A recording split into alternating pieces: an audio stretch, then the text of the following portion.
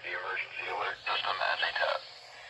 The warning alarms on weather radio stations WXM 52, WWG 44, WNG 579, KJY 81, WWG 23, WXM 54, WXM 56, KWN 60, and WNG 664 have also been activated as a test.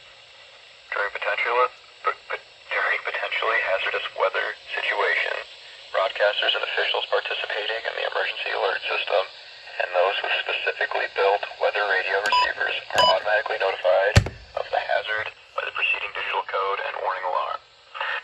Tests with the digital code and warning alarm are normally conducted by the National Weather Service every Wednesday between 11 and noon. If hazardous weather threatens near the normal test time, the test is postponed to the first good weather day. The digital code and warning alarm will be activated for select watches and warnings affecting South Central and Southeast Colorado. For more information on the coverage of our 9 transmitters, go to our website, weather.gov/Pueblo, and under local information, click on NOAA Weather Radio page. This concludes the weekly test.